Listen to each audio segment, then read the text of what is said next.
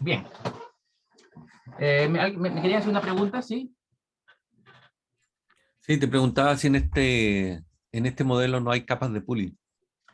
Eh, la capa de pooling tiene como finalidad agregar información, ¿no es cierto? Es decir, reducir la dimensionalidad. Pero cuando uno aplica convolución, también puede tener ese efecto, porque cuando uno aplica convolución, lo que hace es procesar píxel a píxel. Pero si yo tengo muchas convoluciones, puedo saltarme ese pooling explícito e incluirlo en la convolución, porque en la convolución también le puedo decir, ¿sabes qué? Procésame la imagen, pero saltan los píxeles de uno por medio. No proceses todos los píxeles en secuencia, sino que salta uno por medio, y eso es el stride. Por lo tanto, el stride también se puede incluir en una capa convolucional. Y esto es lo que hace este modelo. En realidad, si aplica un pooling al inicio, fíjense la arquitectura, dice hay que aplicar un pooling al inicio, y luego, incluso ellos utilizan un kernel de 7x7 para extraer, obviamente esta arquitectura está dada para imágenes como de ImageNet, y hacen un proceso de un kernel de 7x7 la primera vez, y utilizan un Stride 2 en la capa convolucional, al tiro, el tamaño de la imagen la reducen a la mitad, y luego la vuelven a reducir a la mitad. De hecho, miren acá, les voy a ir contando que la imagen de entrada de 224 por 224, el primer procesamiento, que todavía no es un bloque residual, es de 112 por 112. El siguiente procesamiento devuelve una imagen de 56 por 56 y aquí comienzan los bloques residuales. Estoy en la tercera columna que dice 50 layer porque estoy explicando el modelo de ResNet 50, que es el más popular, ResNet 50. ¿Ya? Entonces acá hay un bloque residual con bottleneck, y este primer bloque no aplica stride. Por lo tanto, todo este trabajo que se hace en este bloque es, es en una resolución de 56 por 56. Y dice, ¿por qué dice por 3? Porque de estos bloques hay tres repeticiones. ¿Qué significa eso? Significa que aquí, este bloque rojo se repite 3 veces. 1, 2, 3. Eso es lo que dice. El bloque rojo se repite 3 veces dentro del bloque más grande. Ese bloque más grande es el bloque que mantiene una resolución. Por eso es que ustedes ven aquí que la resolución en este bloque de aquí es de 56 por 56. Luego, bajamos al siguiente bloque y al tiro vemos que se reduce en 28 por 28, pero no vemos aquí una capa de pooling.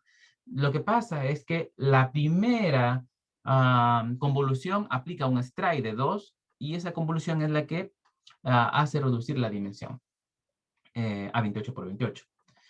Y esto se repite 4 veces, este bloque. Y luego cambiamos de resolución aplicando un stride de 2 en la primera convolución del primer bloque residual, ¿no? Y así sucesivamente hasta tener un quinto bloque en el que el resultado va a ser un tensor de 7x7, ¿ok? Finalmente, aquí vamos a tener un tensor de 7x7 por 2048, dice, porque 2048 es la cantidad de canales que yo voy a devolver. Ese tensor luego se conecta a un Global Average Pooling. Dice, ¿qué hace el Global Average Pooling? El Global Average Pooling lo que hace es, acuérdense, colapsar cada canal. Cada canal de los 2048 tiene una dimensión de 7x7, o una dimensionalidad de 7x7. ¿Sí? Cada 7x7, cada canal de 7x7 se colapsa a un solo valor a través de la técnica Global Average Pooling. Y esa se conecta a una Fully Connected de 1000 valores, de 1000 neuronas. ¿Por qué 1000 neuronas? Porque estamos en ImageNet, donde hay 1000 clases diferentes. Ese es el modelo. Aquí hay una arquitectura para 34 layers, para 18 layers, obviamente son arquitecturas más simples. En muchos problemas, una arquitectura de 18 layers o 34 layers es suficiente. De hecho, si ustedes aumentan la cantidad de layers, no hay mejoras. Todo va a depender del problema. No siempre una red muy grande o grande es óptima para todos los problemas. Vamos a tener que analizar en qué problema estamos. Va a depender de la variabilidad de la data, del número de clases, particularmente esos dos factores. ¿Y por qué la variabilidad que es importante? Porque, por ejemplo, si usted está en un modelo de dígitos impresos, los unos, todos casi son iguales, ¿no? En el formato impreso. Entonces la variabilidad la variabilidad es poca. De hecho, un modelo como AlexNet o el SimpleNet que les expliqué la vez pasada es suficiente. Pero si está en un problema como ImageNet o con, digamos, clasificar perros y gatos, ya la complejidad aumenta. Un gato y otro gato tienen alta variabilidad de acuerdo a la pose, etcétera. Y por lo tanto se necesita mayor capacidad del modelo y eso indica mayor profundidad. Bien, en la práctica estos modelos residuales tuvieron un impacto tremendo, fíjense. Aquí este gráfico que presento ahora sumariza un poco cómo se ha venido trabajando en las redes convolucionales. En el año 2010 y 2011 empezaron las competencias en esta que es el nombre, que es la competencia de Large Visual Recognition, ¿no? And Categorization de ImageNet. Esta es la ILSBRC. Que empezó en el 2010, fíjense, en donde apareció ese gran dataset de ImageNet para entrenar. Y los modelos que se ocuparon en la competencia del 2010 y 2011 eran modelos que no usaban Deep Learning. Particularmente, había la ingeniería de características, tradicionalmente usando lo que llamamos histogramas de orientaciones.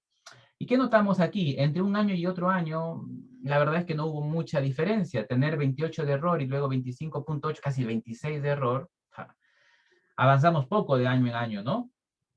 Y en el 2012, cuando se mostró los resultados de AlexNet, en el que ocupó el Convolutional Neural Network, hubo un incremento significativo, ¿no? El error bajó casi en 10 puntos. Y al año siguiente, con más capas, o en el 2014, con más capas, logramos bajar a la mitad, de 16.4 a 7.3, que esta es la BGG. Bueno, por ahí apareció también GoogleNet o Inception, que tiene un desempeño parecido, pero el hito o el cambio fue con la ResNet. Fíjense, la ResNet ya logró reducir a la mitad incluso lo que teníamos en el año anterior. Bueno, tanto es la mejora que se hizo en el mundo de la clasificación que la competencia de clasificación dejó de ser atractiva. Hoy en día no hay más competencia, la competencia ya no hace clasificación, sino que se enfoca en otras cosas más desafiantes como detección de objetos o detección en videos, en fin, pero no clasificación puramente, porque los resultados indican que los modelos finalmente son bajo el enfoque supervisado, ¿no es cierto? Cuando yo entreno un modelo, tengo etiquetas, tengo ejemplos, esto funciona bien, así que no vale la pena estar investigando más al respecto.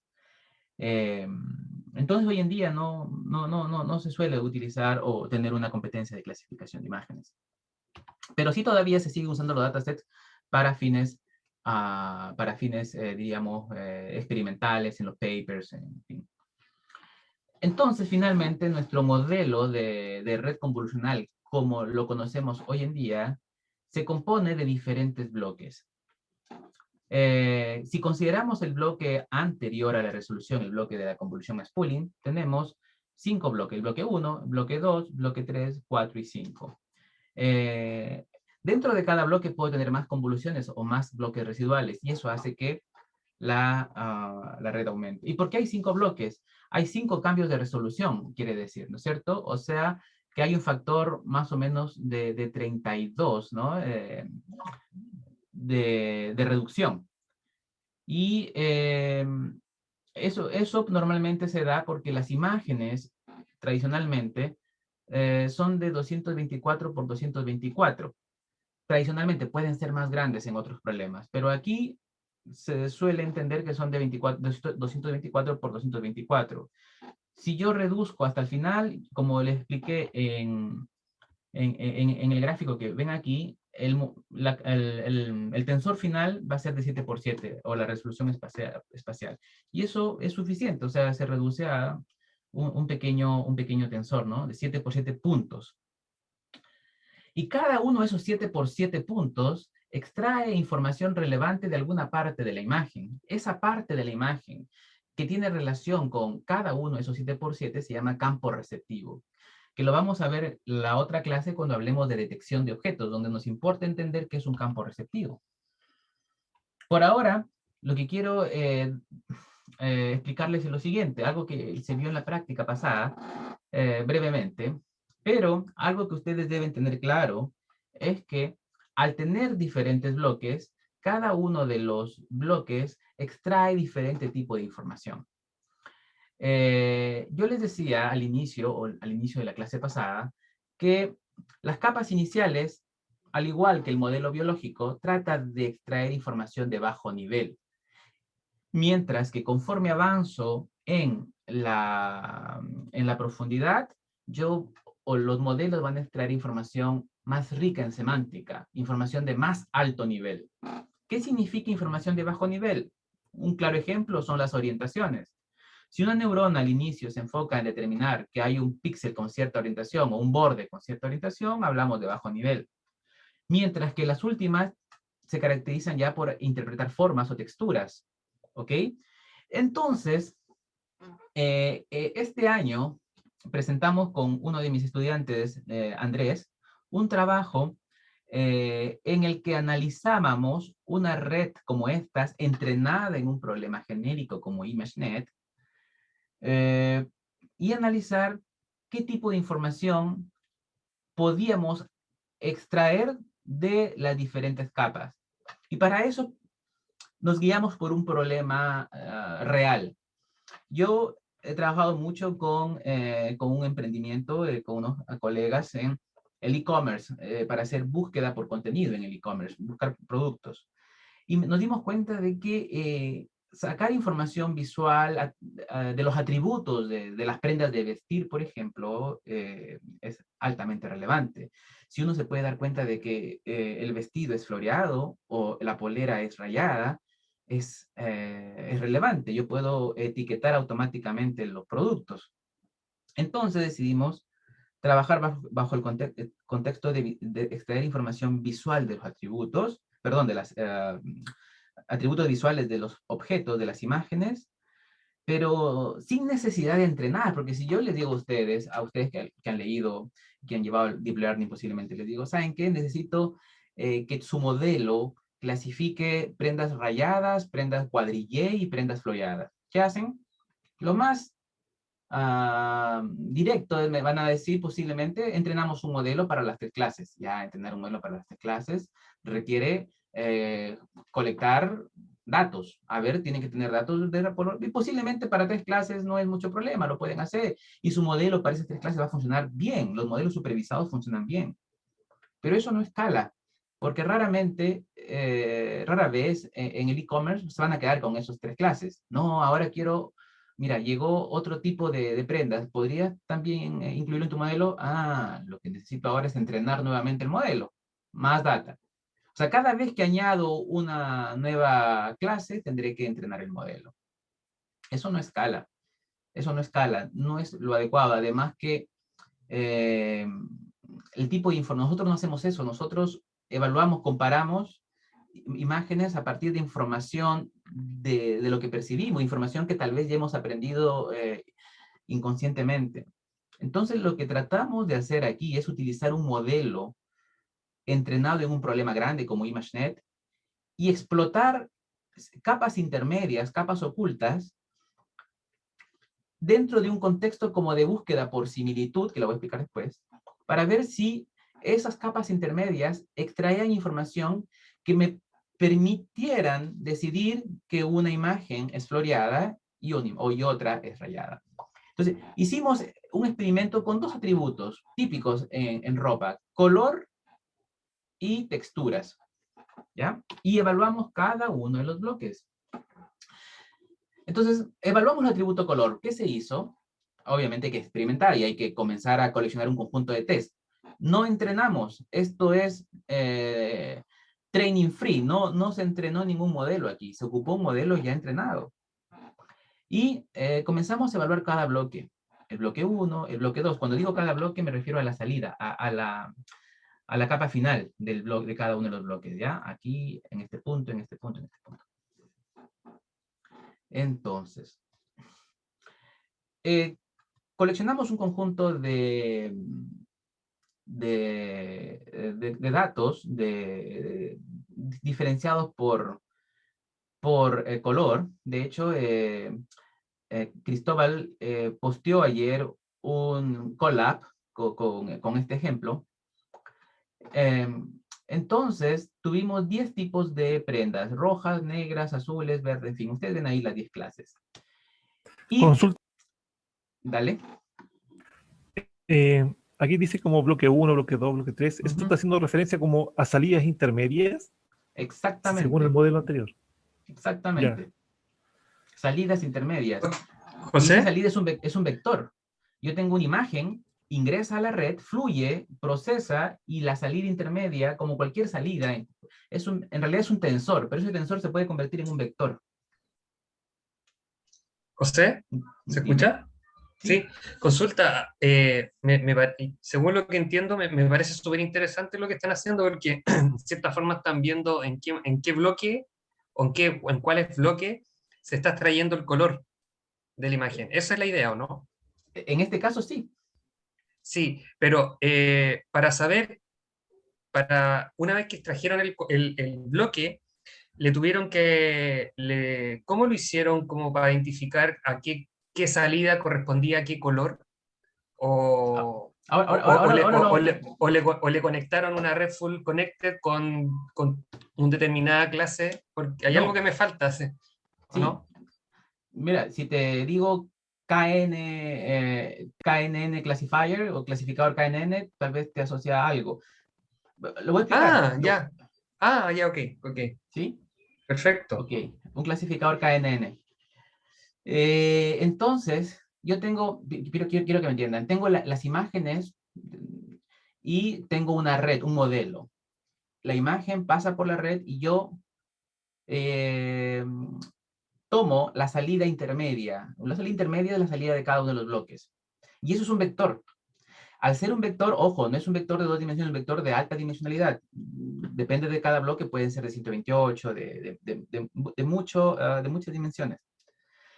Ya, ese vector se puede proyectar para tener una visualización. Entonces nosotros proyectamos a través de una técnica de proyección en data que se llama UMAP, lo voy a escribir acá, que es una técnica no me hablen de PCA, el PCA no es muy útil en este contexto.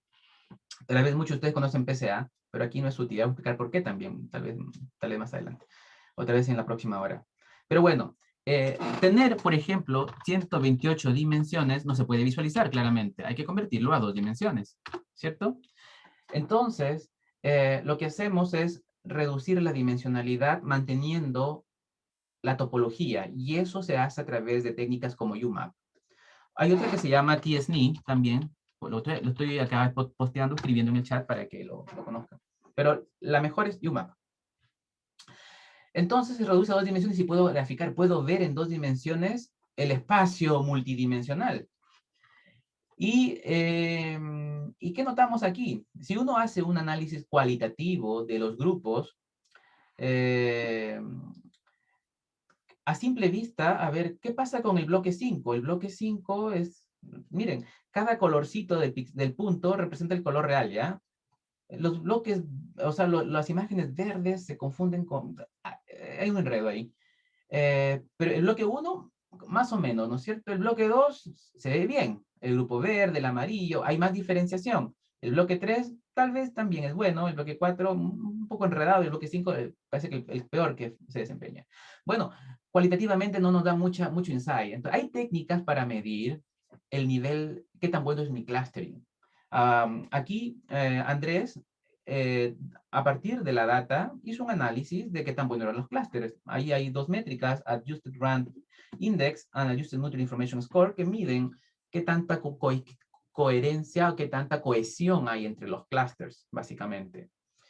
Y 1 es el máximo valor. ¿Y cuál es el que nos dio mejor desempeño? Mejor desempeño nos dio el bloque 2. Fíjense, el bloque 2, que en realidad es el primer bloque residual, si ustedes recuerdan el esquemita que hice aquí. El bloque 2 es el primer bloque residual. Ese modelo se desempeñaba mejor en este contexto, era el mejor modelo. Mientras que el bloque 5 era el peor. El bloque 5 no era bueno para el color. ¿Ok? Además de eso, también evaluó la clasificación, es decir, si tengo una prenda nueva, como la pregunta de su compañero, ¿cómo digo que es de color rojo o de color verde? Lo que hago es, si los clústeres están bien cohesionados, entonces resulta que cualquier prenda verde que llegue, va a llegar cerca a los verdes. Entonces, si para ese punto nuevo yo tomo el vecino, vamos a hacerlo más fácil, el vecino más cercano, yo puedo decir que la clase que tenga el vecino más cercano va a ser la clase del input. ¿Sí? Eso se llama clasificación por el vecino más cercano.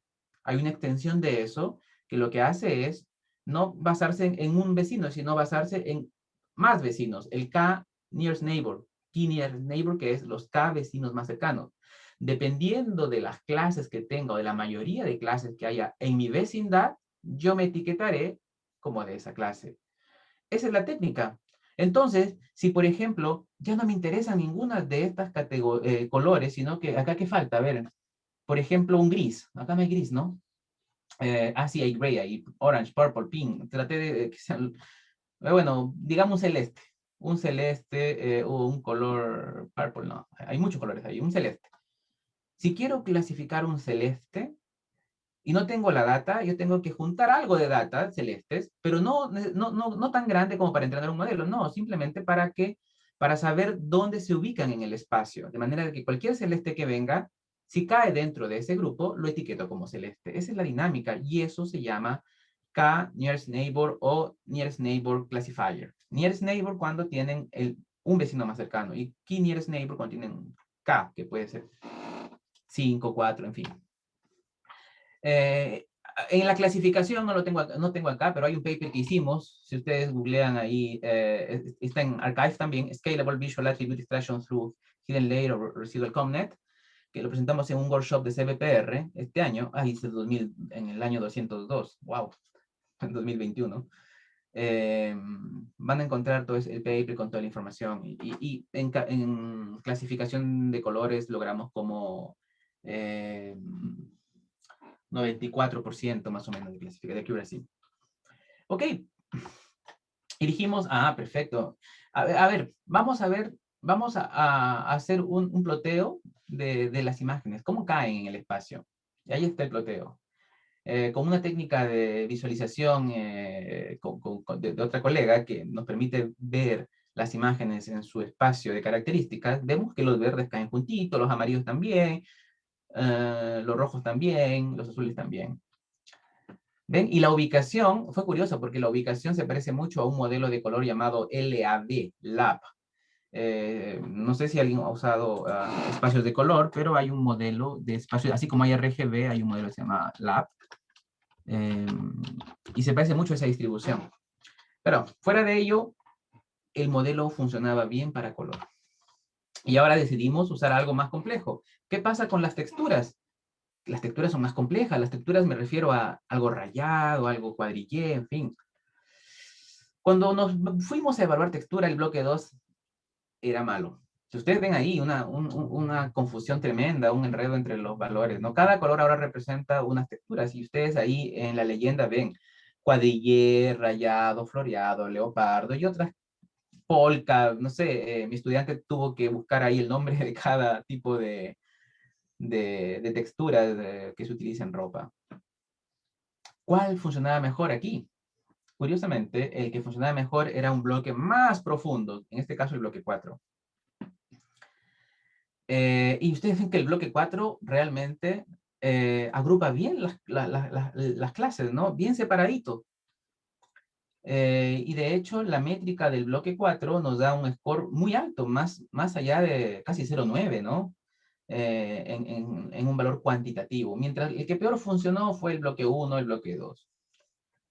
Y cuando uno proyecta esto, nos damos cuenta aquí que, por ejemplo, aquí se ponen todos los cuadrillés, por aquí otras texturas con rayas, por aquí unas rayas horizontales, por aquí colores planos. Uno pensaría que aquí esto no funciona. No, sí, porque las texturas tienen que ver con patrones, y aquí no hay patrones, son planos.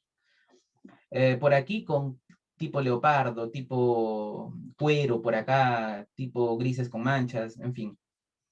Hay una agrupación interesante. Y el desempeño también en clasificación era como el 94%. Y eso sin entrenar ningún modelo. Ahora la pregunta que yo les hago, que ustedes espero que me la respondan, ¿por qué creen que para texturas un bloque 4 funciona mejor que un bloque 2? Y para color, un bloque 2 funciona mejor que un bloque 4. ¿Cuál sería la respuesta? Porque requiere más información. ¿Qué requiere más información? La, es que no sé cómo expresarlo en palabras técnicas, pero el nivel de detalle de una textura es distinto al nivel de detalle de un color. Por lo tanto, a nivel que, como ya conversamos, cuando yo voy profundizando en las capas, tengo más contexto, ¿no es cierto? Por lo tanto, me imagino yo que es por eso que en el bloque 4 necesito más contexto para poder diferenciar una textura que un color. Ahí lo... Perfecto. Lo dijiste muy bien. Las texturas, técnicamente, claro, no me importa mucho técnicamente, me importa que tengan la lógica, y tu lógica es muy buena. Las texturas no tienen mayor información que el color. De hecho, las texturas se deben basar en color, porque las texturas son patrones repetitivos, en donde el color es parte de ello. Por lo tanto, una textura es más compleja que un color, requiere más semántica, mientras que un color es información de bajo nivel. Al ser información de bajo nivel, tiene sentido que las neuronas que se especialicen en color sean las primeras y no las últimas.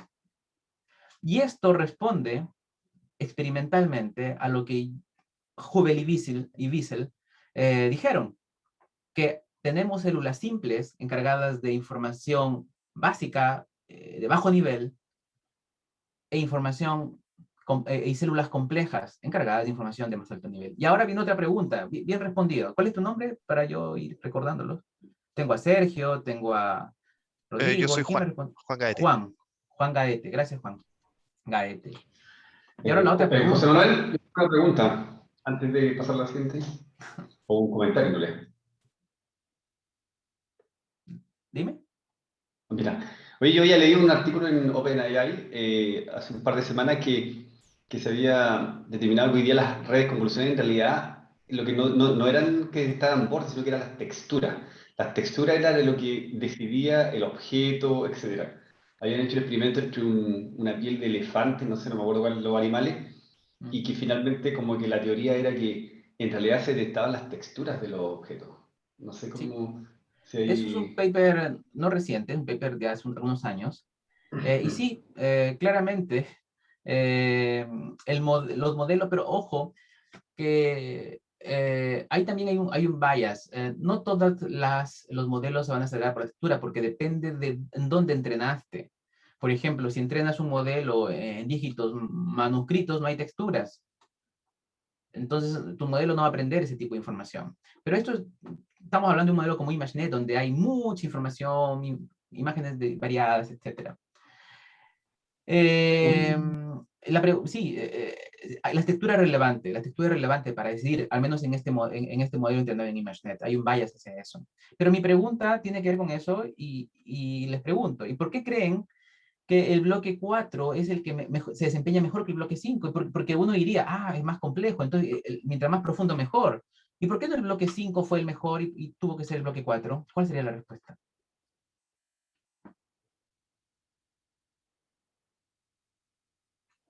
¿Tiene una idea de por qué el bloque 5 no funcionó bien respecto al bloque 4? ¿Puede mostrar la arquitectura de Claro, los bloques, sí. porfa? A ver si logramos Ujú. descifrar la respuesta.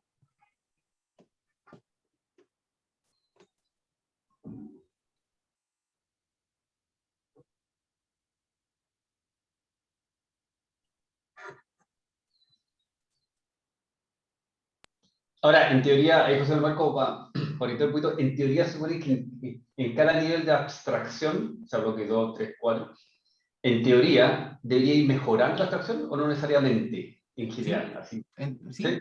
sí, debería mejorar la abstracción, sí. Ya, Y en les doy este un caso hint. no fue y hay que ver por qué podría no haber No, mejorado. yo les doy un hint. Esta red nunca se Ujú. entrenó para texturas. Nunca le dije aprende ciertas texturas. Nunca entrenamos la red. La red es una red preentrenada, es una red que se entrenó en otro problema, que es un problema de clasificación de imágenes, en donde ninguna de las clases era textura. Las clases en ImageNet son mesa, pelota, tambores, niño, objetos de la vida real, de la vida cotidiana. No hay ninguna clase que diga polera rayada, polera cuadrillé, en fin. Así que este modelo es un modelo entrenado en otro problema, que analizamos qué tipo de información extraía y nos dimos cuenta que el bloque 4 era bueno para texturas. Mi pregunta es, ¿por qué no el bloque 5?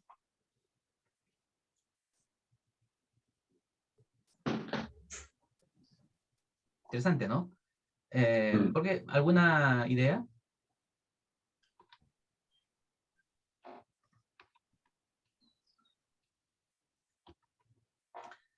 Bueno, los modelos supervisados como los que tenemos aquí tienen que optimizarse para que desarrollen una tarea, clasificar. Mientras uno avance en profundidad, las capas se ajustan hacia el problema que están tratando. Por lo tanto, el bloque 5 es un bloque que está llegando a la clasificación. Tiene sentido decir que el bloque 5 es un bloque que se ajustó a las clases que existió en el modelo en el que se entrenó. Y ahí nunca hubo texturas. Entonces el bloque 5 está sobreajustado, no sobreajustado, sino ajustado a la data en la que se entrenó. Y tiene sentido de que no funcione bien para algo con lo que no se entrenó. Ese sería un problema como del transfer learning que ocurriría, o sea, un riesgo en el fondo. El transfer learning. No, pues el transfer learning tiene que ver con usar información entrenada. Por ejemplo, vemos que hay información de texturas, de color, y eso puede ser útil en otro problema. Entonces, esa información se pasa a otro modelo y se entrena. El transfer learning es como un paso antes de entrenar. O sea, hay que entrenar un modelo. Por ejemplo, yo podría entrenar un modelo para clasificar ropa. Ajá. Y va a funcionar bien si yo hago transfer learning, porque la ropa se basa en color, en textura. Entonces ya tengo información previa. Y solo lo que voy a hacer es afinar, o el modelo lo que va a hacer es ajustar su bloque 5 para que no clasifique 1000 clases y no clasifique otras clases.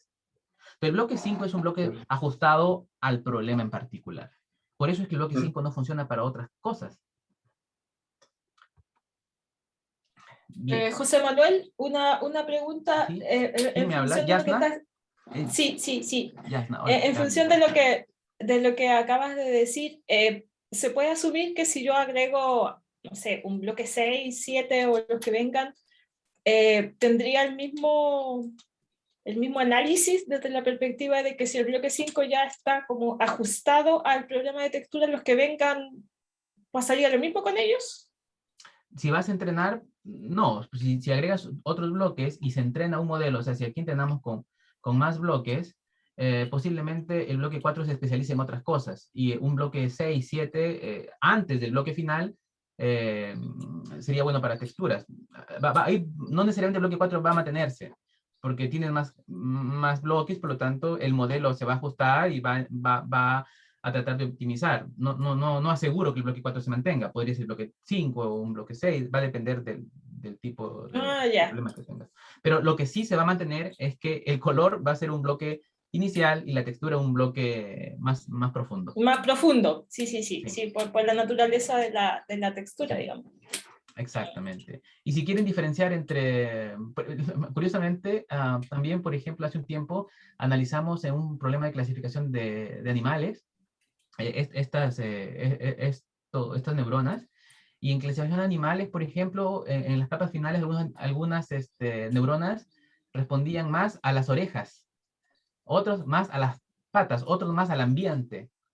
Entonces hay una especialización de las neuronas, eso. Y dependiendo del nivel de complejidad, esa especialización se da al inicio, o entre medio, o al final. Ya, ok, gracias. Gracias. Ok, hay una práctica, Visual Attributes, que ahí está el código que Cristóbal les pasó. Para finalizar esto y irnos a un break antes de que nos pille el cansancio, hay otros modelos basados en ResNet, y de ahí hay varios. Hay algo que se llama ResNext, hay otro que se llama Squeeze and Excitation. El Squeeze and Excitation es un módulo muy simple y lo que hace es que los tensores aprenden canales, ¿no es cierto? Y normalmente en el modelo todos los canales, acuérdense que un canal representa cierta característica, porque un canal es la salida de un filtro, y un filtro extrae cierta información, por ejemplo, bordes verticales, bordes horizontales, en fin. Entonces, un canal representa características. Y cuando uno hace pasar los tensores en el forward, ¿no? En el proceso hacia adelante, todos los canales como que tienen la misma importancia. Entonces, hay un trabajo llamado Squeeze and Excitation que demostró mejoras en problemas de clasificación, y lo que hicieron es ponderar. O sea, además de tener canales, el modelo pondera automáticamente en forma de aprendizaje la importancia de cada canal. Esto es una forma de autoatención. Vamos a darle más atención a ciertos canales. ¿Cómo? Lo que hacen es, por ejemplo, si acá tengo C canales, colapsan, hacen un global average pooling para tener C canales aquí, un vector, y luego aplican una fully connected para transformar esta información, estos valores, y tienen un conjunto de pesos aquí, o de valores, en realidad es de factores, un conjunto de factores igual a la misma cantidad de los canales, y luego multiplican por los canales y le va a dar importancia, o sea, va a reducir, aumentar la información de cada uno de los canales. Entonces, acá hay dos fases, una de squeeze, que es como la reducción, o el colapsar el tensor en factores, y otra de excitación, que lo que va a hacer es estimular cada uno de los canales, que vienen a ser la parte colorida, y luego esa excitación tiene que ver con escalarlo, ¿no? Con multiplicar el factor por los canales. Y me da un tensor colorido, que significa que cada canal se ha ponderado. Y eso fluye, eso sigue. Simplemente estos componentes llamados Squeeze and Excitation se ponen entre medio, en diferentes partes del modelo, normalmente en las partes finales.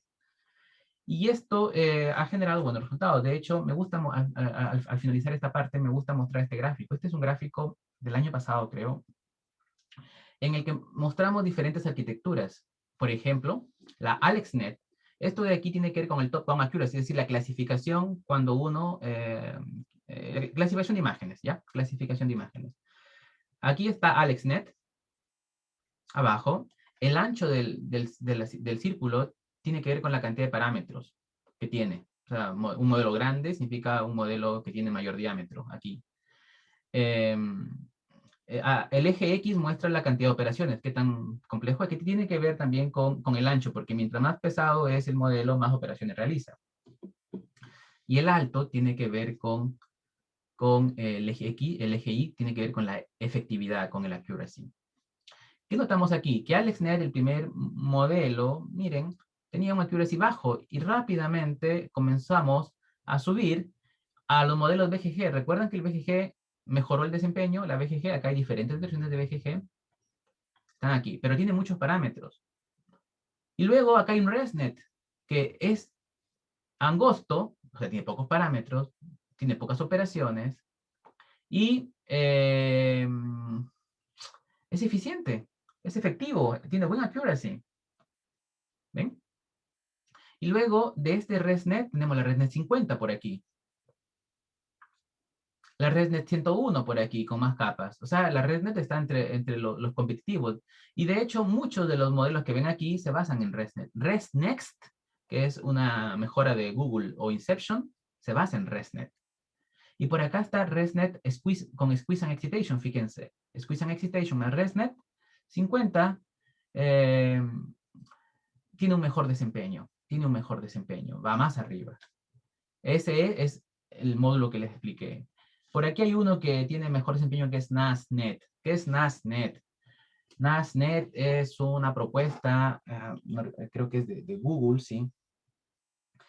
Que lo que hicieron ellos es hacer muchos experimentos y modelaron de hecho, esto se traduce como Neural Architecture Search Net, o sea, una red que va buscando la mejor arquitectura. Es un problema de optimización. Entonces, para un problema determinado, hacen muchas evaluaciones y la optimización consiste en buscar un camino que tiene que ver con qué bloque utilizar en cada parte. Es un modelo complejo para llegar al modelo óptimo en un problema determinado. Y claramente en ImageNet lo hicieron y propusieron una red llamada NASNet, que es una combinación de residual. O sea, la red la da el modelo, es un metamodelo que les propone una red. Ese es NAS, como Neural Architecture Search Net. Y esta de aquí da mejor desempeño, claro, porque está optimizada a buscar la mejor red. Pero yo quiero que ustedes se queden con la ResNet, que es el modelo elemental en convolucionales, el crítico y que se utiliza hoy en día, y Squeeze and Excitation, que también es bastante bueno. Eso por ahora. ¿Alguna pregunta antes de pasar al break? Vamos a tomarnos un break de unos 15 minutos y luego volvemos, o sea, 11:10. Pero puedo responder alguna pregunta antes.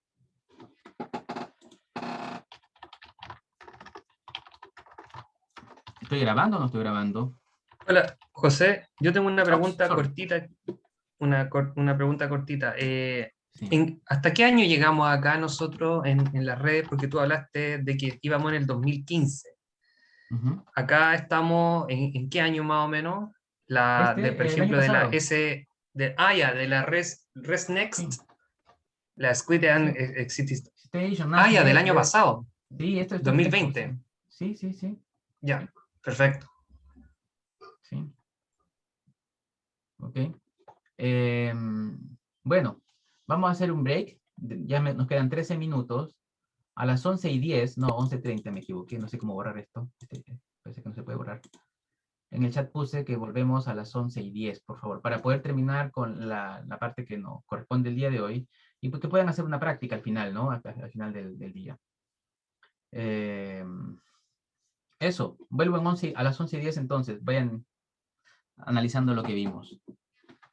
Nos vemos en un ratito. Voy a poner pausa o mejor stop. Stop.